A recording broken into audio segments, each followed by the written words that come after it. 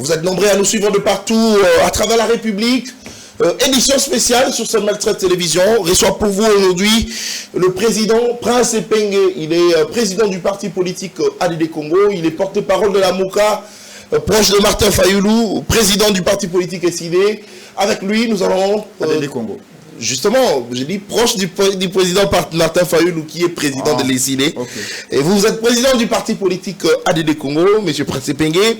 Avec lui, nous allons parler du changement de la constitution en République démocratique du Congo. C'est le seul sujet qui fait couler beaucoup d'encre de salive sur ce plateau. Également, nous allons revenir sur les dialogues en République démocratique du Congo, comment s'y prendre. C'est vrai, on n'en parle presque plus, mais comment ça va se passer justement? Mais avec le président Prince Epenge, on va justement aussi avoir sa version de fait au sujet de la récente vidéo que nous avons suivie où on avait vu le président Prince Epenge en train d'être escorté justement après cette attaque comme ça de ceux qu'ils ont qualifié de militants de l'UDPS qui sont attaqués au parti politique ADD Congo. C'est à lui justement de donner justement pendant quelques minutes sa version de fait à ces sujets. Mais nous allons parler du changement de la constitution. Augustin Kabouya précise et dit fermement que la constitution sera touchée. Et il le précise, il lance le défi justement. Comment ça va se passer justement avec tout ce qui se passe au sein de l'opinion nationale, le politique en discorde justement à travers, au regard justement de cette question du changement de la constitution, quid justement de la position de l'opposition, de la position de la Mouka à ces sujets. Monsieur Prince Epenge, bonjour et bienvenue à vous.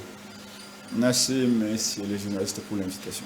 Agissez un tout petit peu le micro, s'il vous plaît. Je disais merci pour votre invitation. Merci beaucoup. Avec vous, nous allons parler du changement de la Constitution, mais avant tout, nous voulons justement avoir votre avis en ce qui concerne cette attaque récente de la Force du Progrès. On vous a vu escorté par la police, mais qu'en est-il justement du sort de ceux qui sont restés dans le siège? Est-ce qu'ils ont été attaqués? Est-ce qu'ils ont été menacés par le militant de la Force du Progrès, comme vous avez appelé? Oui, et on a été agressé, attaqué à notre siège par la Force dite des Progrès de l'UDPS le 16 février 2026, alors que nous revenions de la paroisse Saint-Joseph de Kassavubu, je veux dire Calamon, où on a été commémoré le 34e, je crois, anniversaire du massacre des chrétiens. Arrivé devant notre siège avec nos militants et le président Martin Fayoulou, on a été attaqué par la Force du Progrès, la base Force du Progrès qui est là, c'est le boulevard Triomphal, devant l'avenue de l'enseignement. Il y a eu 6 membres de l'ADD Congo sérieusement blessés. Il y a également d'autres avec des blessures, je dirais, légères. Et nous avions saisi toutes les ONG des droits de l'homme. Nous avions déposé une plainte, nous entendons, parce que ce n'est pas la première fois que nous serons attaqués par la Force du Progrès. L'année passée, au mois de février, pas l'année passée, l'année écoulée, au mois de février, on a été déjà attaqué, on a été attaqué par la même Force du Progrès. Cette fois-là, c'était la base des limités, Kingabwa. Donc ça en est trop. Nous pensons que ces gens-là se sentent tout puissants. Évidemment, ils ont le soutien du régime. La Force du Progrès est financée par le régime Tshisekedi. Et à un moment donné, il faut que ça s'arrête. Mais nous allons cette fois-ci nous préparer à toute éventualité. Nous ne sommes pas des chars à canon. Nous ne sommes pas des animaux. Et à chaque fois, nous comptons des blessés dans nos rangs, alors que la Constitution protège tout le monde, est censée protéger tout le monde. La loi protège le statut de l'opposition. La loi organique si le fonctionnement des partis politiques. Et là aussi, nous avons nos droits, nous connaissons nos droits et nous allons les défendre jusqu'au bout. Très bien, merci beaucoup. Alors, monsieur Prince Pengue, on a dit opposition Lelo. Avant de compter dans le sujet, opposition à Lelo. Beaucoup kumba mandenge nini. Balobi d'une part, Bamisoso Bazali exil, Balobi na Kinshasa, Fayulu Atikali, na Mwanamboka Prince Pengue, na Bamisoso. Comme il a ça l'allégeance contre pour la chef de l'État, Félix Tshisekedi. Pourtant, bino batutoye baka bozala ka opposition et bandai côté les mangui et bandai condamné côté les la Félix Tshisekedi. Mais apparemment, sur certaines questions d'actualité, la mboka na biso, bino boko ozwali souvent en tout cas position T parce que vous allez le na Félix Tshisekedi. Likanisi nos amis. Soko yoki moto alobi bongo, c'est que soit azamote mabe, soit a kolanda actualité T. Biso ngai lokola porte-parole ya Lamuka, pe lokola président ya ADD Congo, on a toujours les premiers opposants yako pe sa position à Lamuka, to ko pe sa position à ADD Congo na chaque question pour la société. Et loko ba mususu bazali ko mitune yali pona nini tozali ko sa meeting chaque semaine te ndenge zaka bu manifesta kali susu te o marche boye isala kali susu te. Je vais répondre que ba activité to ko sala yango Prince Pengue ali na terrain, ADD Congo ali na terrain et SID ali na terrain.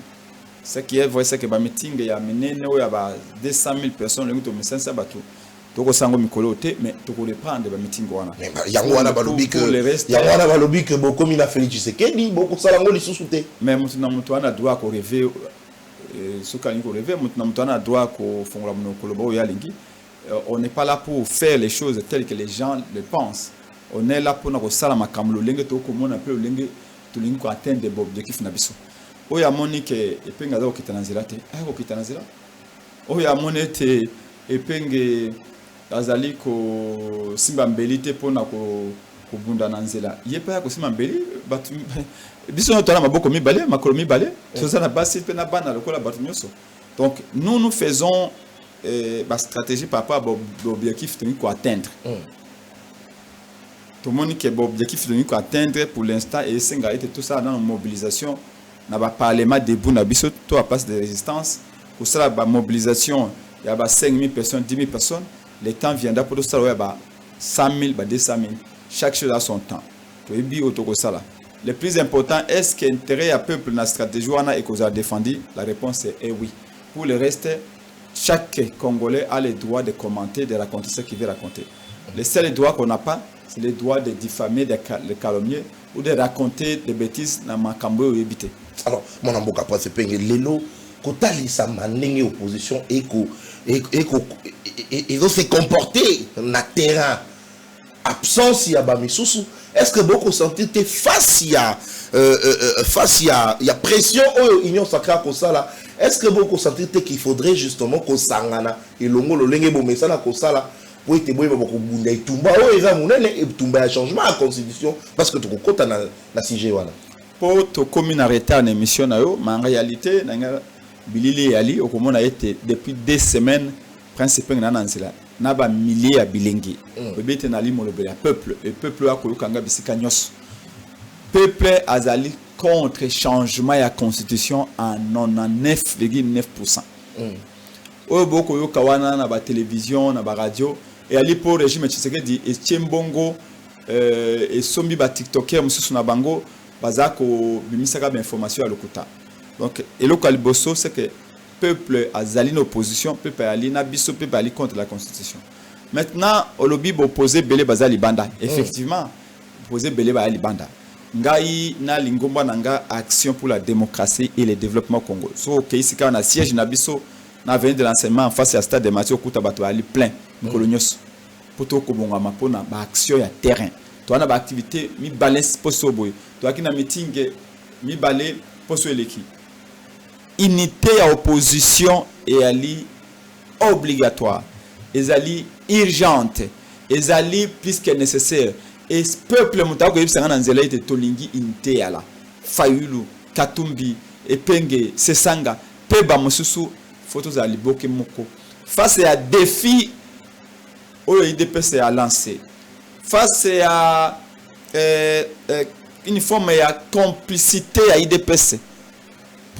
Complicité pour na passe à peuple et c'est l'opposition et à la ini et le cola molobele peuple n'ali parmi les rares opposants au bana terre sika boye bisika nyonso na ça pena ko ba ko intérieur peuple alingi unité opposition a daté à mois ya février au boto ça se le 11 mars plutôt le 10 mars le 10 mars le 10 mars c'est ça le 10 mars au boye j'ai dit à tous les ba ndeko opposition l'union fait la force ezaba ba na libanda ya mboka ezaba ba na kati ya mboka sengeto za liboki moko combat oya ko changer constitution oyo et ko simbate na bayo ba ningi ko changer constitution pambate peuple azali contre donc et y a la fa combat facile mais que ça combat facile ce que opposition et ko baliloba moko ezana et détermination moko sur le terrain surtout ali prêt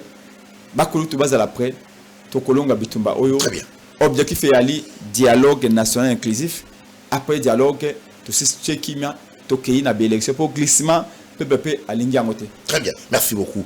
Na kozongela bio na mai matali bongo dialogue mais moi na mboka après ce pengi to yebi à tout moment ezalaka que tant Augustin Kabuya lobby et loko moko oye ko kene na contre il y a intérêt à peuple ndenge bino bokanisaka moi na mboka après ce pengi asalaka toujours ba réaction okoyoka na radio tel okoyoka na média tel okoyoka Rolanda na ba journaux tel na pourquoi na tongo akosa la réaction mais moi na mboka Augustin Kabuya a défié Congolais à lobby nous allons toucher à cette constitution mais moi na mboka pas pengi à réagir té si ko na yo quitté à moi quand je me trompe mais les canis na yo réaction na yo zanini na ba propos ya moi na mboka Augustin Kabuya de ko balobi ma ekufela mbwa obe mopayande amelaka yango mais yo yali mopayate o yali mwana mboka wali journaliste ya mayelonga na yebi depuis des années c'est que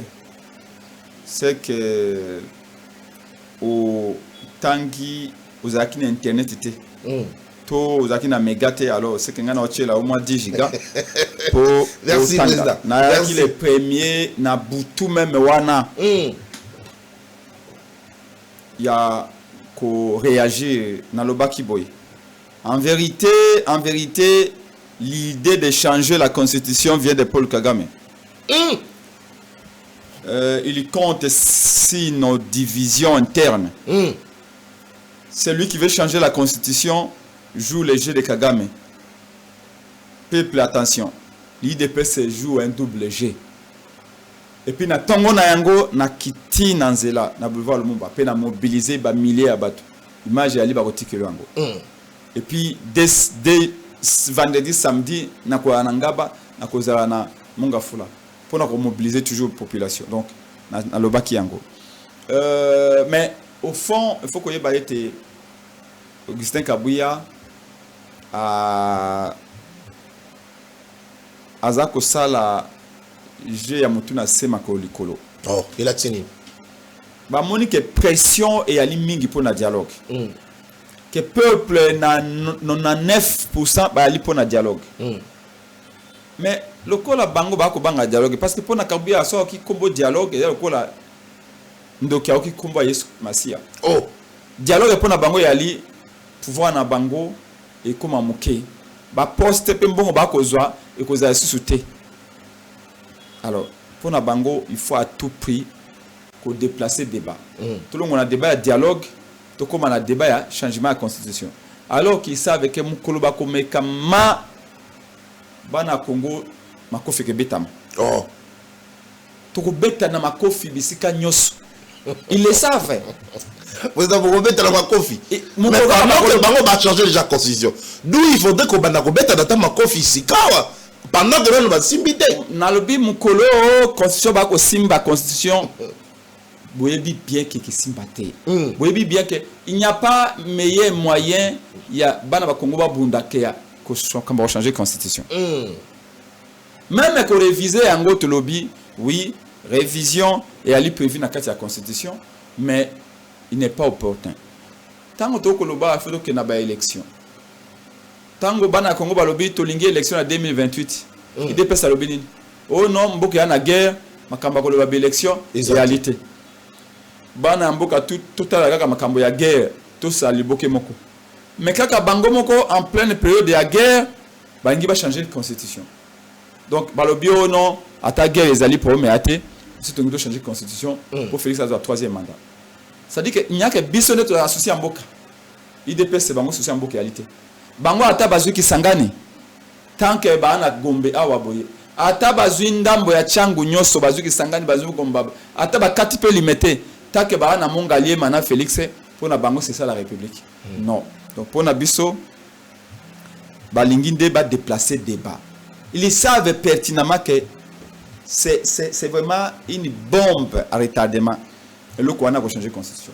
Ils savent que les lois mais qui pourquoi on a l'obéi que l'idée de changer de constitution et où tu pas Kagame. Parce que Kagame prospère aussi nos divisions internes. En fait, il y a comme on a ils ont Toko yo Kanate, Toko le côté même en pleine guerre, on n'arrive pas à nous accorder pour les essentiels pour Namboka Nabiso. Kagame a besoin de ça. Alors que mon biso na lamuka na ADD Congo na mon Namboka Martin Fayulu.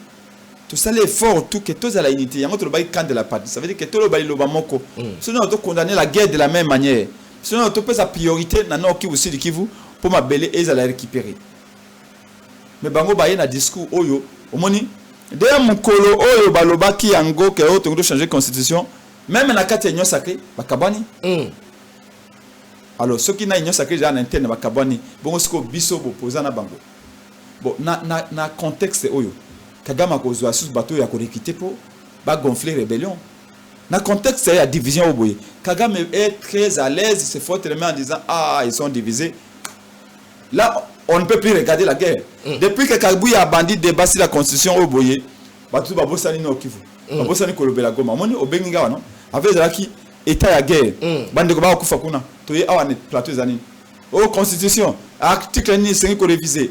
Est-ce que c'est vraiment important de réviser la Constitution alors que Bato va Fanzala, alors que Bitumbeza a Bandoudo et Koboma Batou, alors que Bitumana et Touré bomi plus de 10 000 personnes l'année passée, alors que Museveni peut a récupéré Ndama Mabele et Touri, alors que Zéréan le Lengue à Lingui suite à incapacité à régime Tshisekedi. C'est-à-dire que les awa débat ou débat tellement dangereux. Il faut vraiment anti-république. Il faut un étranger pour une idée à changer la Constitution. Mais tant professeur Mbata Kotuna lobby, mais il faut demander quand même à Zelensky, qui est hors mandat, s'il s'apprête pour les élections. Est-ce que, au comment on a que à tout moment, donc, il y a une élection et que les partis où ils allaient occuper, ils voter, ils allaient respecter Kamobe, comme on a boka presse peigné. Au comment on a que Ali Mabé, qu'ils allaient voter. Il faut d'abord commencer par finir la guerre, pour récupérer le territoire, comme ça, tu organises l'élection. Et Ali Mabé, tu es Ali Madame. Et au contraire, la rébellion est calculée à l'élection. La rébellion est calculée à l'élection où tout ça est retardé. Ceux qui veulent l'élection à Malonga, que les gens ont participé et que les résultats sont les publiés, hors de institutionnels qui ont été dans l'élection, doivent contester à AT. Professeur Mbata Ache Chari, avant le but. Liboso ya Yampunda. Comparaison d'abord à Sali entre Congo et Ukraine. On n'a pas fait cette comparaison. Zelensky Azalaki est réellement élu par le peuple ukrainien. Félix Tshisekedi aussi a été élu par le peuple. Félix Tshisekedi n'a pas été élu par le peuple. Oh. L'UDPS n'a jamais gagné une élection dans ce pays. Mais nous avons dit que malgré l'élection à Nyamu, il y a moyen to kenda na élection. Nous à la Mouka, je l'ai dit, au nom du peuple, pour l'intérêt des Congolais. Dans le cas de Congo, tu contester l'élection à Félix Tshisekedi, tu as voté pour la besoin de lutter. Mais nous préférons qu'Assis Sanaye 2 ans au Etikali. Le Barolo Baraotre m'a dit Assis sa mandat. Mais Nasuka mandat a organisé l'élection. Yamalam. Pourquoi quand il y a une petite porte, abîme par la grande porte. On s'assime. Les gens vont me dire oh non, pourquoi besoin de sa mandat. nous pensons qu'il vaut mieux privilégier les Congo que les individus. C'est ça mandat naïe. Ayo kabioka yoka fanatique était. Pambate batouana tout bako le va changer constitution au Komona. Il bouffe avec le régime. Bako zoga 50 000 $, 30 000 $ les mois. Bana ma emploi. Lui parce que comme il a un emploi, le Congo peut disparaître. Le Congo se résume par son emploi. Nous pensons non. Voyez-vous? Tant qu'il y a une élection, Félix a organisé une élection bien, une élection transparente. Assez remise et reprise. Passation civilisée, na Oyakoya en 2028. Croyez-moi, Félix va entrer dans l'histoire, il va sortir par la grande porte. Mais ce qui va ça a changé la constitution. Conséquence, c'est que vous avez. So comme na suka mandat et que ngwanzama na pouvoir okoza obligé à kanga batu bikanga kanga oza obligé à soupçonner na armée okomona bandoki na opposant okomona bandoki okotonne ça va prison na ba militaire okotonne ça va prison na opposant okotonne ça va prison na ba société civile oko restreindre espace il y a liberté publique nyos. Et comme conséquence, tu vas te créer des ennemis. Chaque jour que tu passes, tu vas avoir des ennemis. Parce que vous êtes obligé à régner par la terreur. Or, plus vous restez au pouvoir après votre mandat, plus vous créez des problèmes. Et souka à un moment donné, vous avez apprécié ce que l'équipe mingi dans Moulangi. Bouchon, ils ont quand même à casser, et sauter. Et quand ça saute, soit tu finis en exil, soit tu finis comme un Tcheskou de ton monaka dans les années 80, soit vous finis au Mobutu au Maroc, et ce n'est pas l'idéal. Il n'y a rien de nouveau sous le soleil. Ce que nous avons vu ici, on l'a vu avec Kabila. Donc, ici, la seule chose que je puisse dire, tous ces gens-là, vous voyez le plus beau, le plus fort, le plus intelligent, le prophète, c'est parce que vous avez le pouvoir et on peut savoir moi poste.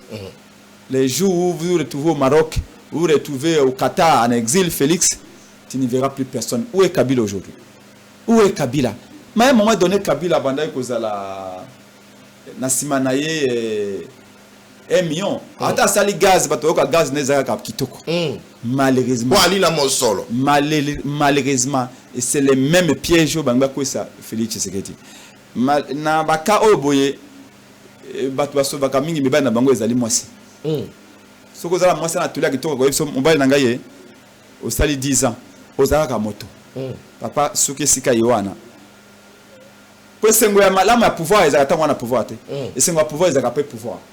Pour pouvoir n'est pas une sinecure, c'est un fardeau. À un moment où Félix ne peut pas être à jouer dans pouvoir parce qu'il a un fardeau. Il a le Congo dans ses épaules. C'est quand il termine le mandat qu'il a accueilli na Miami kuna Atie Makolo na moi et Bonga à cause on peut na plage. En ce moment, il ne peut pas le faire. S'il y a un conseil à lui donner, ayo kabato yo anate. Oyo baati a lobby de Sengeli Alanda. Oh, pour battre à répéter comme makambo biso la muka toloba. Makambo fayulu asa loba. Alanda tolia fayulu. Il faut quitter la chose avant que la chose ne vous quitte. Oh, regardez tous les présidents précédents Félix Tshisekedi. Quand ça vous pouvait la fin de son mandat, c'était compliqué. Mobutu, la fin de son mandat, c'était compliqué. Moussa Kabila, la fin de son mandat, vous connaissez. Kabila, la fin de son mandat, vous connaissez. Tout ce passé-là est une forme de jurisprudence. Et Félix a l'avantage d'éviter cela. Pas parce qu'il a peur d'épingler. Peut-être que sur Talinga Bobi, il n'y a rien, épingle n'inspire pas la paix. Peut-être au Tali Fayol Bobi, peut-être que lui n'inspire pas la paix. Peut-être au Tali Katoum Bobi n'inspire pas la paix. Peut-être au Tali Peuple Bobi, peuple Oyo. Na domestiqué azali distrait peuple a pour occuper na kolukalipa na kobeta Paris foot peuple a occupé na kotaba match ya kobeta mulanga primis to ya school. Attention, au-delà de tout ce que vous voyez, il y a toujours un danger permanent. 2 345 000 km², 345 410 km². Il y a des rois, il y a des princes dans ce pays que nous ne connaissons pas. Il y a des forces visibles et invisible. Il y a une dimension spirituelle que ni Félix ni moi personne ne maîtrise. Et à un moment donné, vous vendez d'abord, vous vendez au bien. Mais comment on n'a pas vu ça? Non, aucun général, aucun capitaine, aucun colonel, ni la maison civile, ni la maison militaire, ni l'armée congolaise, ni la police congolaise ni vos conseillers, ni votre femme, ni vos frères, personne ne voit ça. Quand vous avez ça, ces mandats-là, on vous conteste. Parce que c'est notre droit de vous contester. On vous dit que vous n'avez pas élu. Oui, parce que la vérité, c'est celle-là. Mais quand vous êtes dans ces mandats-là, ça a été validé irrégulièrement, mais quand même validé. Quand vous êtes dans cette période-là, vous êtes couvert dans une certaine mesure. Mais quand vous arrivez au terme de votre mandat, et on commence à vous dire, oh, vous êtes le plus beau, vous êtes le plus fort, vous êtes le plus intelligent, vous êtes le plus riche, vous êtes le plus puissant, vous êtes l'envoyé des dieux sur terre. Félix Tshisekedi, changez-nous la constitution. Posez-vous la question. Ils me disent ça pourquoi? Pourquoi il y a 20 ans, personne n'a vu la beauté de Félix? Pourquoi il y a 20 ans, personne n'a vu l'intelligence de Félix? Pourquoi il y a 20 ans, personne n'a vu la richesse de Félix? Pourquoi il y a eu 20 ans, personne n'a vu qu'il était l'enfant d'Étienne Tshisekedi de Wamulumba? Pourquoi il y a eu 20 ans, personne n'a vu qu'il était l'envoyé de Dieu? Pourquoi seulement quand il a les leviers, il a le pouvoir de nommer dans l'administration, il a le pouvoir de nommer dans les ministères, il a le pouvoir de nommer les ambassadeurs, que les gens voient sa beauté, son intelligence, les prophéties sur lui. Félix est le seul qui doit s'isoler de tous, même de sa propre famille biologique, pour s'asseoir, pour se dire, est-ce que ça vaut la peine? Et moi je le dis, ça ne vaut pas la peine. Mais justement, mon amoka, mais Augustin Kabila, parce que c'est de lui qu'on parle, Attali Sibongo, que le fait président Mobutu a changé la constitution 17 fois, selon Yé. Attali Sipé, que Ntango, mon amoka, Laurent Désiré Kabila Yaki, alongola Kim, Nibe Konyo soit Koutaki, Atiaki décret loi ou Yaye, pour la ligne qu'on empêchait. L'élu de PES aujourd'hui, Joseph Kabila à son tour a dit qu'on ça la révision à la Constitution, mais pour la ligne qu'on empêchait cette fois-ci à l'élu de PES de ne pas faire cela. Pour la ligne de PES, ça l'a côté. On n'empêche pas à l'IDPS de modifier la Constitution. On empêche à l'IDPS, on interdit à l'IDPS de créer les conditions pour une guerre civile, de créer les conditions pour que le Congo soit balkanisé, de créer les conditions pour que les enfants du Congo se battent entre eux. Première raison. Deuxième raison, c'est qu'il n'y a pas d'opportunité. Troisième raison, c'est que l'IDPS n'a pas mené le même combat. En tout cas, n'a pas vendu l'illusion de mener le même combat que Mobutu. N'est-ce pas que l'IDPS a contesté Mobutu? Justement. N'est-ce pas que l'IDPS a contesté Moussé Kabila? N'est-ce pas que l'IDPS a contesté Joseph Kabila? Pourquoi l'IDPS veut nous dire que ce que Kabila a fait, ce que Mobutu a fait, il veut le faire? Ce n'est pas intelligent. Ndeko nangai pe moninga nanga kabuya na respecter maloba ou ya lobby, mais toko partager en beauté.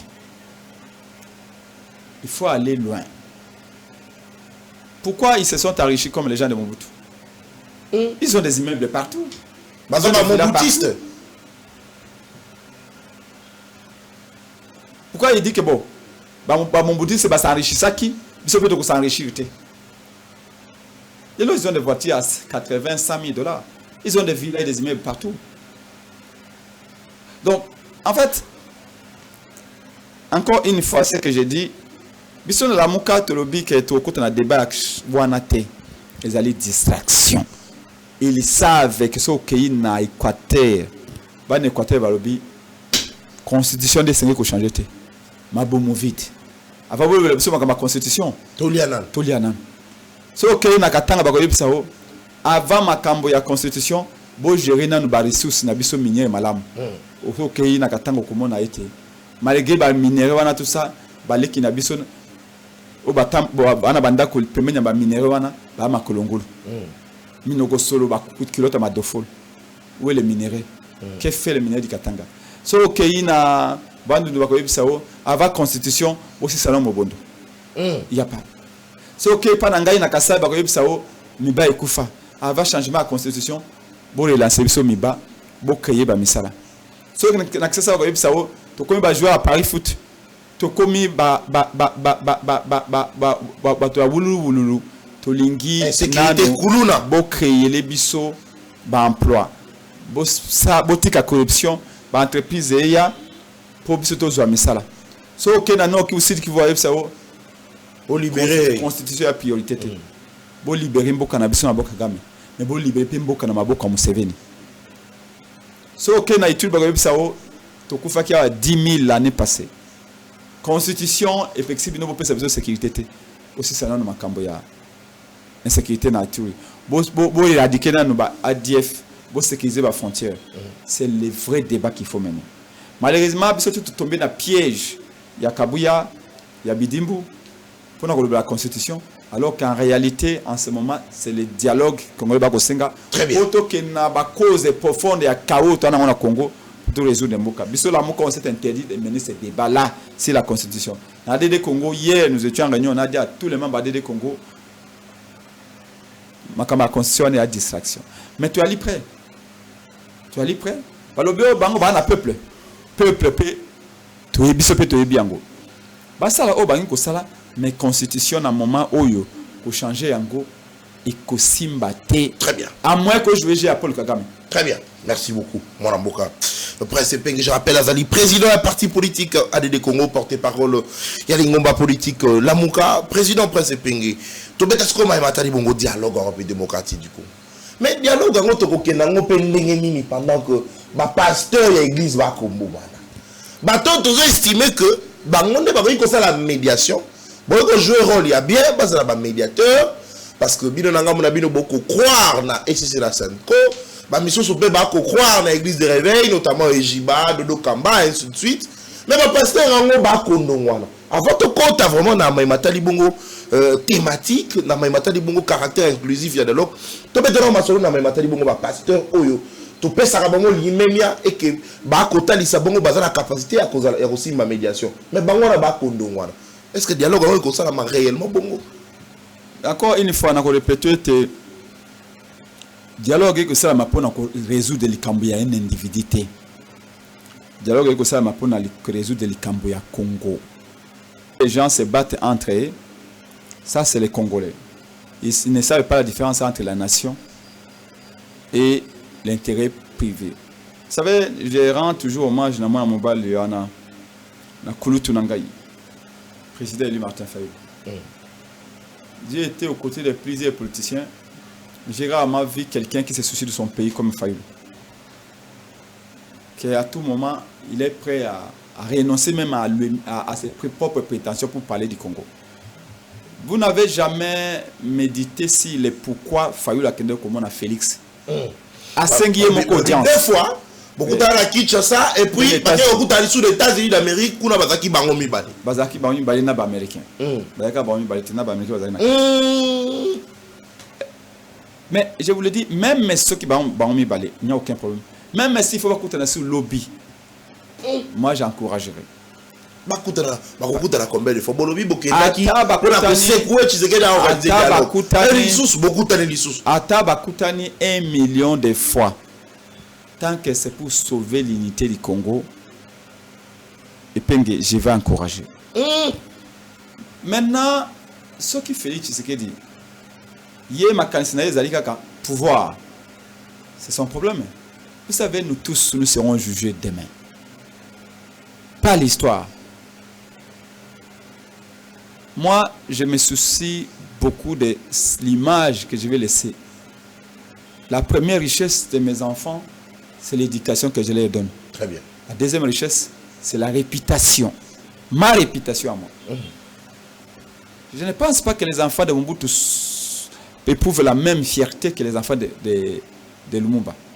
Je ne pense pas que les enfants de Kimbangu éprouvent la même fierté que les enfants de Kabila. Je ne sais pas quelle est la fierté que les enfants de Félix Tshisekedi vont avoir demain par rapport aux enfants de Kabila, aux enfants de Lumumba. Tout être humain doit mettre ça en tête. Il ne faut pas que moi, je ne comme tambola, papa n'écoute pas président, il écoute Tate Kamboka. Papa n'a pas président, Azura ba villa sombi partout dans le monde entier. Papa n'est quand on a en Europe, on nous montre quartier Mobutu Sombaka Lupango. Pas on va mener bazouan ngo bateka badamala. Je ne pense pas que les enfants de Mobutu sont fiers na makame belo papa banga sala. Et ça, moi on n'a qu'à aspirer au Kambeko le lobby, j'ai ça en tête. Ça taraude mon esprit. Mais comment laisser cet héritage-là, de par les comportements? Nous, ce qu'il fallait nous faire, c'est pour cette raison-là. Dialogue, ce qui va pasteur, soit na, côté souvent comme pasteur. Parce que 90% va couper cette leçon à la télévision. Oh, ngai na tompa kama sinangate. Oh, ngai na zwaka falanga boyete. Oh, ngai na zali saint. Ba comme pesa biso ba leçon. Oh, ngai na linga kama sinanga boy. Oh, ngana memena ke ba fleur. Mais il faut les caméras éteintes. Oh, ba ko sala.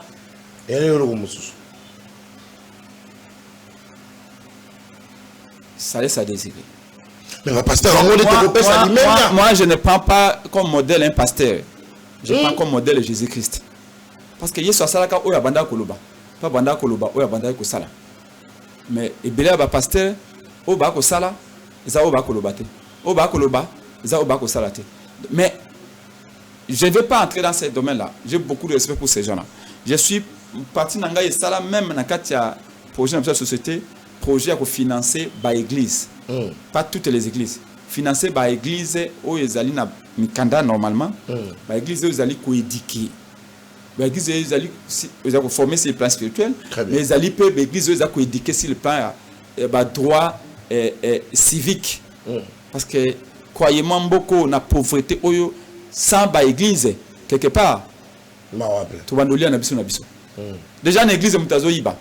C'est au total donc pauvreté l'église il faut moi je prévois qu'il faut qu'on finance l'église mais l'église va sélectionner. Très bien. Il faut ça test parce qu'il participe à développement bocal. Il participe à intégrer population. Il y a l'église remplir mon salaire l'état faut remplir il y a comment remplir.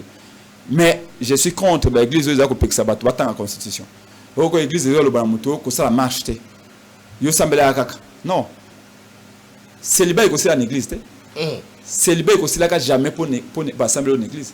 Célibat est aussi là mon colo, pas politicien, pas goyana, pas politique à malam. Bah ça y va réforme, bah entreprise y créer misala.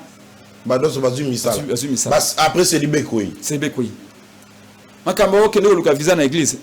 L'église ne peut pas donner les visas. Ce qui me semble comme crédible, qu'on soit visé comme facile. On de la banque la cambo soit visé pas avec ko kimana poto. Aux passeport, aux peut visa mbala mo l'ambassade. Et ba pays africain ou ba membre ba pays africain ke boké na ba Lesotho na ba Malawi na ba peut sa visa facilement. Ba to ba sambela te. Pour nous visa.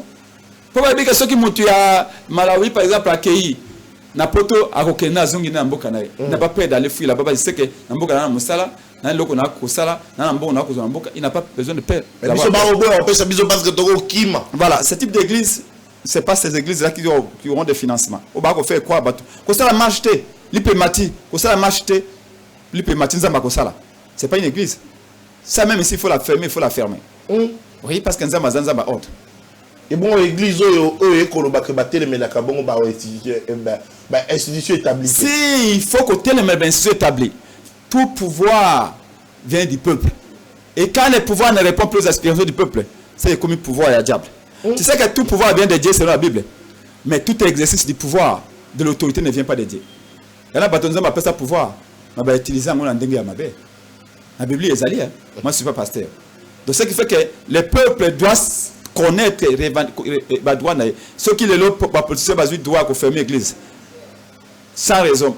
Le pasteur Kolobanin, aucun temps la Constitution, non, nous avons nos droits, liberté à culte, est garantie par la Constitution. S'il faut marcher, fidèle, bon marcher, on va rouvrir l'église.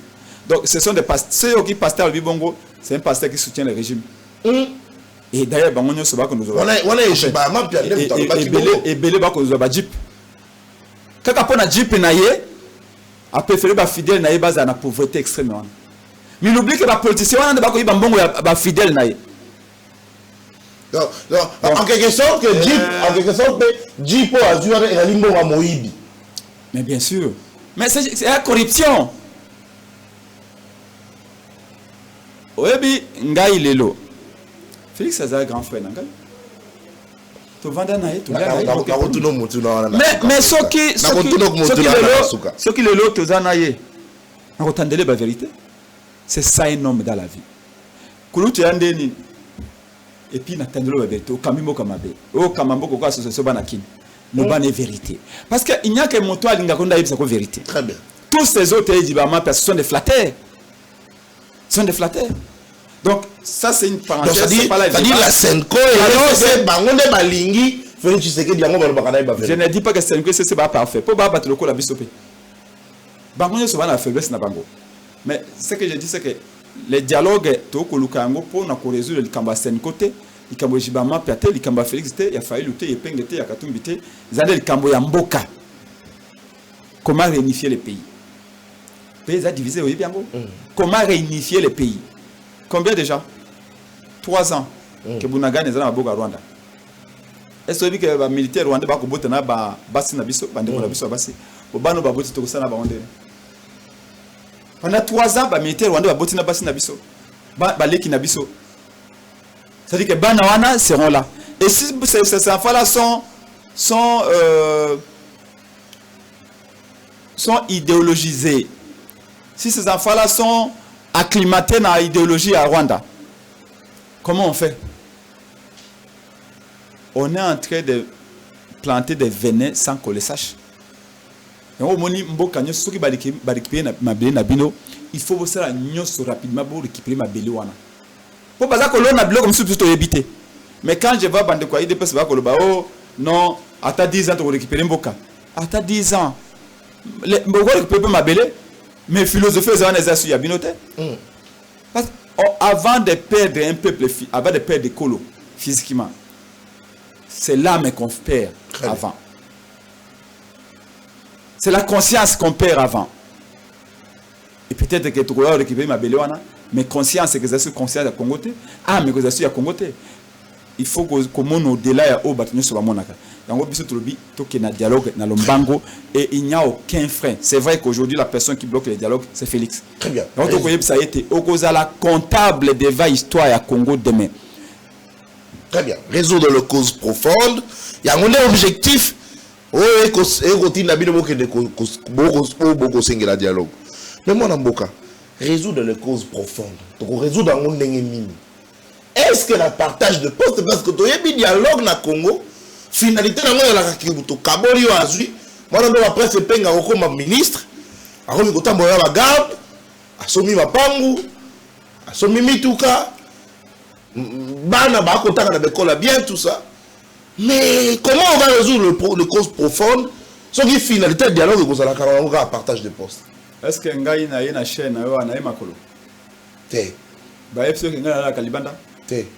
Alors, mais pourquoi vous résumez ce dialogue na posté na voiture? Non, mais Souka Nango, il a la kabongo. Non.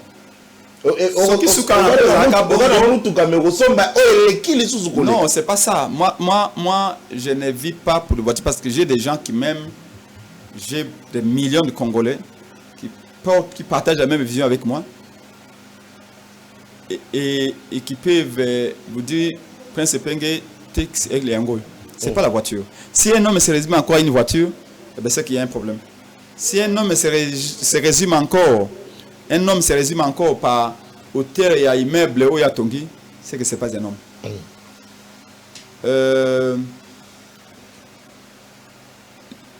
Vous avez une mission et un rôle très important à jouer.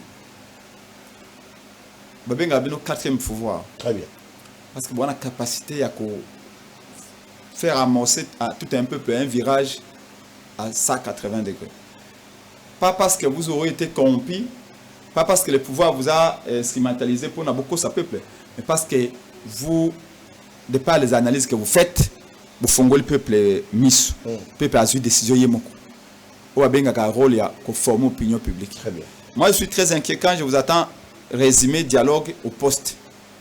Mais justement, moi, en Boka, désolé,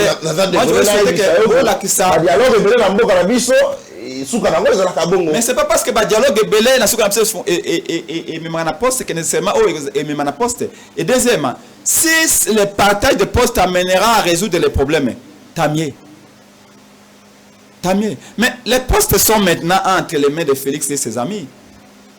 Donnez-nous d'abord le bilan de ces postes-là.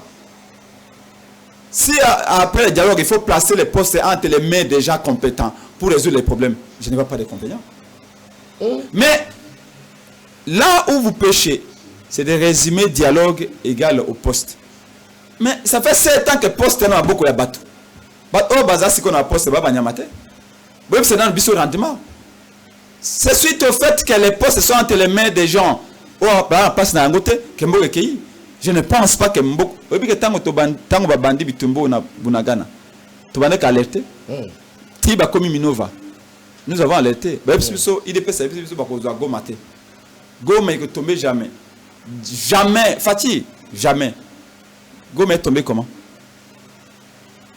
Oh non, parce que quand on a Goma, Bukavu, non, tout ce qui est militaire, ben à Bukavu. Bukavu est tombé comment? Ouvira, Ouvira, il y a une clé de voûte. Jamais Ouvira. Pour ça qu'il va Ouvira, va Monique Kalemi. Régime au tirage jamais Ouvira. Ouvira était tombé comment? J'ai l'impression qu'on ne sait pas ce qu'on est en train de faire. J'ai l'impression qu'on. En fait, tellement que les Congolais veulent d'abord lui. Ata 1 million bala linzala. Congolais capable de koloba laisser 1 million zala pour nanga monalia. Alors que bile ywana to kabula ngompe na 1 million. Mais il prive 1 million yali ayemoko. Je vous dis, le problème du Congo, c'est l'homme congolais. Alors, mais nous n'allons pas au dialogue. Nous n'allons pas au dialogue pour les postes. Très bien. Nous n'allons pas au dialogue pour les postes. Je ne vais pas vous ramener beaucoup plus loin. Kabila organise 3 dialogues. Ici, au Kendate, au Boyaka. Peut-être que Kenda va avoir poste. Félix a ça qui consultation, non? À Kabila, il pouvoir n'abattre Kenda qui n'a non? C'est au Kenda qui alors, s'il vous plaît, ne nous faites pas les chantages en poste. Très bien. Alors, parce que nous allons résoudre le problème. Non, pouvoir Ango, surtout gagner l'élection en 2018. On aurait pu au Kendepe qu'on la deva Kabila, qu'on gouluma pour taper sa biso, à Kabola biso à mietto le banebo. Au niveau de la présidence, tika la présidence, peut sa biso primature. On a dit non. Fayu loi Union africaine, il y a les mêmes jours Félix a pété serment parce que na bosse na kama moké. Les mêmes jours Félix a pété serment. Président Kenya yé, na olengankoy. Ayena délégation union africaine tolingi faille l'on dimose à la vice-président. Bazaï madame Bazaï ba témoin. Madame fait monsieur témoin. Bazaï ce qu'on a fait ensemble. Nous on est resté. Ne nous faites pas ce chantage là. On aurait pu cause la légitimité à ce côté quand même pas Félix Tshisekedi pour nos postes. On l'a pas refusé, on l'a refusé pendant 7 ans. Reste de l'ingambon côté. Alors s'il vous plaît. Peut-être que les Congolais ont une mémoire courte. Les Congolais ne se donnent plus la peine au fond dans la veine à ma camp. Quand tu as le bibongo, poste. Les Congolais ont dit parce qu'il n'a pas cette capacité d'aller au-delà. Nous ne sommes pas là. C'est le Congo que nous voulons sauver. Très bien. Comment résoudre les causes profondes après le dialogue? Les causes profondes, les résoudre, c'est simple. Il faut qu'on benga toutes les parties prenantes. C'est ça. Tout tu as pu. Tout ça wapi.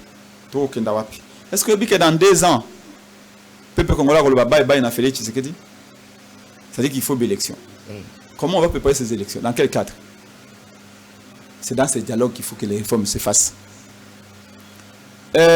Ituri, non, Kivu, Sud Kivu. Guerre Izali. Pourquoi que le Rwanda. Est-ce que le gouvernement Félix Tshisekedi va coopérer avec Ouganda? Mais combien de rapports il y a ONU où il pouvait que Ouganda peut Aza compétition ba 1-23. Ba UPDF. Ba lobi ke batomi balende ba kota kinanda ko pouvoir violer moi na ya mwasi. Mais moko ozo continuer ko benga na poka boko ndomela masanga ensemble. Mais mususu o meme na parquet. Comment jugez-vous cette attitude là? Nous avons des questions à poser à Félix Tshisekedi. Et le cadre c'est le dialogue. Pour récupérer ma belle. Ça j'ai fait toujours, je le dis toujours. Guerre où ils ont menacé Félix Tshisekedi. Guerre où ils ont menacé intégrité en Mboka. Très bien. Unité en Mboka. Donc tout le monde a félicité, tout le monde a bon Mboka. Mais pour na yango to bito va na dialogue. Na Bandundu, na Ituri, ezaka gamete, kuneza ba ADF. Pourquoi le régime ezako si sa guerre na Ituri te? Pourquoi ezako si sa guerre na Bandundu te? Comment on fait? Toi tu na ba cause profonde. Au Bandundu, on nous dit même ici, Bambos, on a besoin de Bakango. Bayebi ba acteur baza ba complice. Mais pourquoi baza kanga bangote? Mais pourquoi baza ko juger bangote? Pourquoi banquette assuré que ça la maté? Il faut qu'on puisse au dialogue. Pour qu'il y ait une cause profonde. Il y a guerre na Ituri, puis na Bandundu. Donc, dialogue est le cadre idéal pour Makambo Nyoso tout le Belango. Pourquoi on avait demandé à un moment donné conférence dans un souverain? Parce qu'il y avait tellement de problèmes que Le régime seul ne peut plus rien résoudre. Il faut que et opposition, et majorité, et société civile, maintenant, dans l'acteur représentatif, tout vanda, tout sur la cause profonde. Une seule raison pour justifier le refus à dialogue et pas Félix Tshisekedi et à l'OB poste. Et pas IDPS. Oh, ceux qui opposition et société civile et les Congolais baïto sangana bango. Parce que le bao tout ce qui est bon dans le pouvoir. Ok, pouvoir est abisso, faut te profiter nango. Donc pour la bango ezali pouvoir est comme un mouké. Exactement pour dialogue ali mabe. Non. Exactement pour la balobi ezali pas moko. Est-ce que le président jeunesse a été fait savoir aux Kokoli sur l'opposant Baye. Il y a les gars qui ont katikati alipa. Alors quand les gens réfléchissent comme ça, en réalité balingi même mboke zika. C'est comme si je vous dis que pour na IDPS, pour na mboso, pour na mbata, ata bazuki sangani. Ata bandundo abatu va continuer kokufa, c'est pas les problèmes. D'abord, à la vice-président à l'Assemblée nationale, à la vice-président à Sénat, à la directeur de la DGI va profiter d'un régime. C'est tout simplement. Ce n'est pas les dialogues qui posent problème. Les dialogues n'est pas mauvais. Ils le disent, même si tout le monde a des médias. Si le commun a cité Babi, le dialogue est malam et qui résout les cambo. Parce que si tu vends, tu le qui va solution. Tu bien regret par procuration. C'est-à-dire que la gamme a manipulé les Congolais. Mais si on a dialogue, tu as Congolais, na boya, botika, makamana boya. Tout sur le rang, tu as besoin d'abisso. Quand ma causation n'a pas manipulé. Mais surtout que dialogue, wana, est-ce que tu as vraiment donc bon, pour nous kimia, nous bateau boya pe, nous peut besoin boy. Bo vendre à boy. Alors biso siko lipa na biso. Tu auras $30,000 par mois. So bango baye. Est-ce que poste n'anga pas pesa na bateau opposition wana. Donc dialogue est un ango malamu. Mais bangonde bateau ya régime IDPS. Ba o sakende bazako banga babino lipe ko mamuke. So qui pouvoir les ana 10. Est-ce que ba pesa opposition 5, biso tika na 5. Alors lipe ko mamuke. Mais surtout que résoudre des problèmes, mais non, c'est pas ça. Donc, ils ont des gâteaux de bazako banga babi gâteau comme amouké.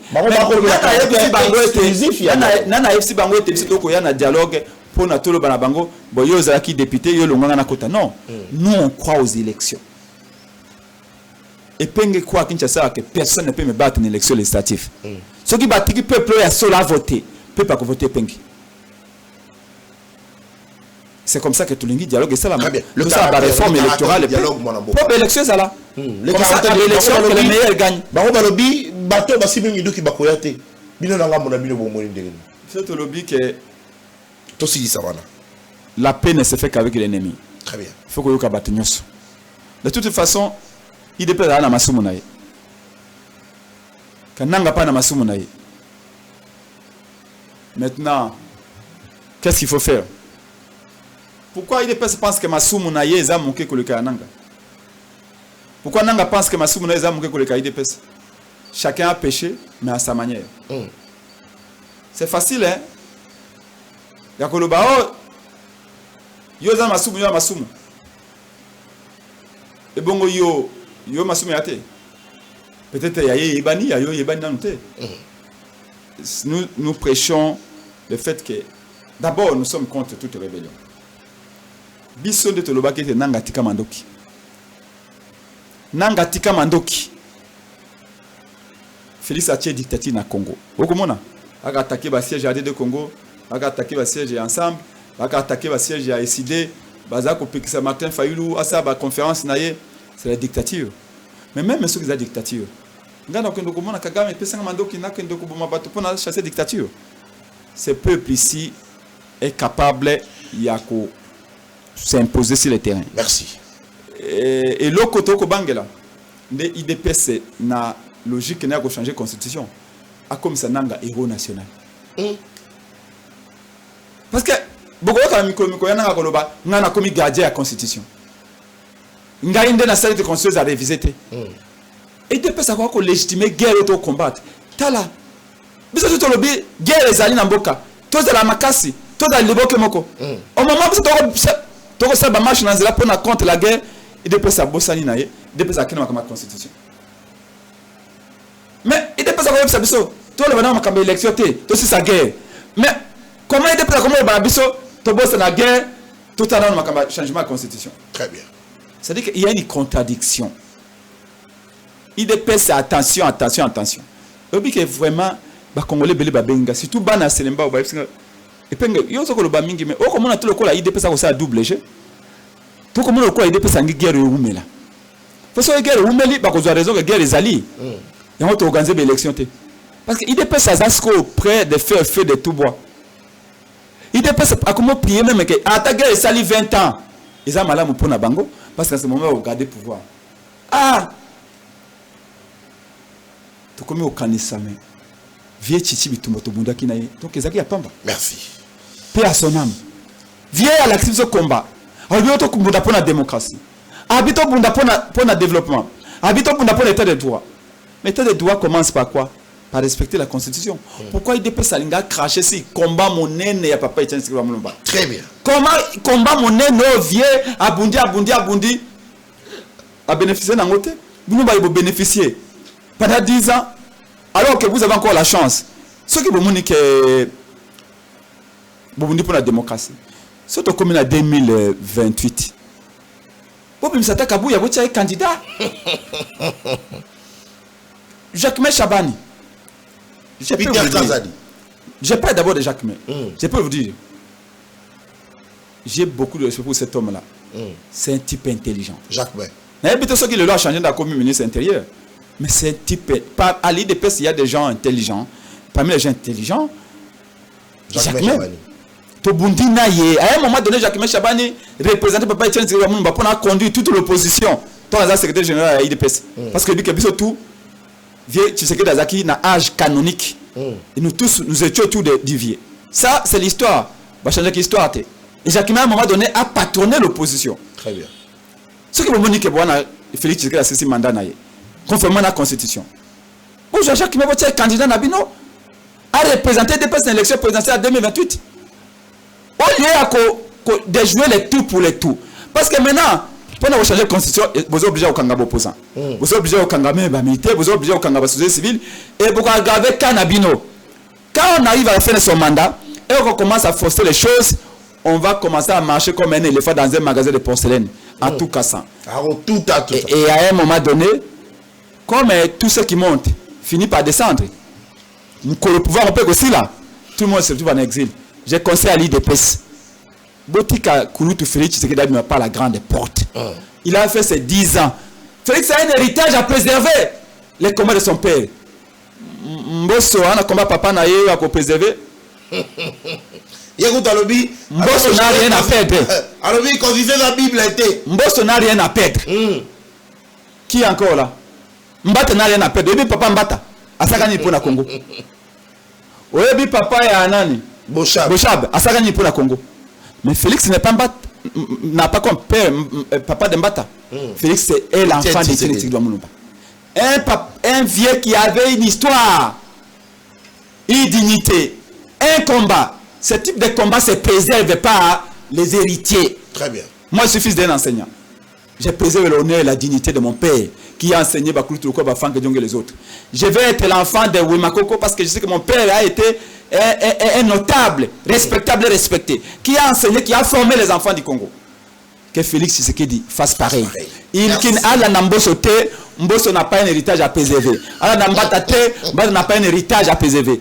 Vieux Titi est l'un des rares Congolais, l'une des rares personnalités au hasard respectées et une opposition et la majorité. Cet héritage, Félix doit le préserver. En quoi faisant? En organisant de bonnes élections en 2028. Ça, c'est des belé, mais il peut se rattraper en organisant de bonnes élections en 2028. Aligner Nata Jacques May. Merci. Alors, sur la Monique Jacques May, aligner le candidat, mais au moins, que l'IDPS a préparé candidat en 2028. Sur le candidat, l'IDPS a gagné régulièrement, de manière transparente. Tu repètes ma beaucoup. Mais ce qui est premier, vous allez aligner. Ce que les alliés Martin Fondor, vous allez se aligner. Ce qu'il a gagné, va bêter ma beaucoup. Ce que tout le monde a gagné, va bêter ma beaucoup. Et là, Félix va entrer dans l'histoire. Et tant qu'on compte en histoire, au comment l'Union africaine a benga ekuna, au comment la nation a benga comment consulter. Et c'est le conseil de Félix Tshisekedi a salué honneur à titre posthume. Il y a papa automano benga mkonganzoku. Et tiens Tshisekedi Mulumba. Voilà mato ya koyoka. Ayoka. Voilà mato ma kondima. Andima. Merci. Voilà makanda ko salela. Salela ngo. Émission ici. Merci beaucoup. Nabile Sobolanda Gibiso. Mais mon tour est à Kongomani Moko. Kongomani Moko a tout dans le bi. Ndekolata Jogo ya président pour se penger tout nae. Président pour se penger. Banda kala Félix Tshisekedi azalaki ya kulutu na yote. Akomi yango lelo. Ya mi balé. Président pour se penger. Pour nini Félix Tshisekedi lelo alongo ndeko Chilombo akomi président Félix Tshisekedi. Non, Kombo na ezali ndeko Chilombo. Ça c'est son nom. Mais peut-être Epenge Sikawa boye peut-être à commun international, mais Banda Kala. Même quand je parle de M. Chilombo, je l'appelle Kulutu Nangaï. C'est la tradition, je suis bantou. Très bien. Kobenga Moto Kulutu, ça veut dire ce que ça veut dire. C'est néné. Ça s'arrête là. Ça ne veut pas dire que na komina ye. Merci. Non. Ça veut dire que Kutani boyena ye. Il n'y a pas de problème. En politique, je les conteste parce qu'il n'a pas été élu ni en 2018 ni en 2023. Merci. Mais ce qui est dans le quartier, et le bac qui est mené à la copie, ça y est, c'est le coup la Kulutu. Merci beaucoup. Allez, mais ce qui est dans la politique, c'est une adversaire politique. Ton Nougani, le quoi politicien. Merci. Il y a ces deux choses complètement différentes. Kulutu l'a cité. Tokutani na limité, le coup là-bas na limité, Kulutu Nangaï. Je vais m'incliner devant Kulutu. Mais quand il s'agit de défendre les Congo, c'est autre chose. Merci beaucoup. Je rappelle, vous êtes président du parti politique ADD Congo, porte-parole. Juste un message pour toi, on a moins des adhésions. Dans ADD Congo en ce moment, nous appelons les militants et militants. Donc c'est moi ici, moi de la femme, ADD Congo, ils ont une grande manifestation. C'est moi ici pour ma maman, en tout cas des grandes manifestations, mais toujours qu'au bandapé, moi des adhésions pour l'exercice 2026. Donc, ils vont adhérer à ADD Congo. En tout cas, en ce moment où je vous parle, le secrétaire général, le docteur David Kambaye, secrétaire général adjoint, bienvenue Mokabi, parce qu'il y a une étudiante, à siège Nabiso, à venir de l'enseignement numéro 198, quand on a boulevard triomphal en face à stade de Matiwana, de la MLC. Malgré l'attaque et aussi qui a force du programme, parce que Bash Nangaï, beaucoup porte il y a siège, plainte d'acquis déposées, mais nous avons repris nos activités depuis une semaine déjà. Donc, les banques vont adhérer à ADD Congo, Baya et Belé, Balékana siège en ce moment parce que nous sommes un objectif, il y a 10 000 cellules et là nous sommes déjà des milliers de cellules à Kinshasa. Nous croyons aux élections en 2028. Nous allons aligner les candidats à tous les niveaux parce qu'ADD Congo a une vision, des valeurs à partager avec les Congolais et des grandes ambitions. Tout le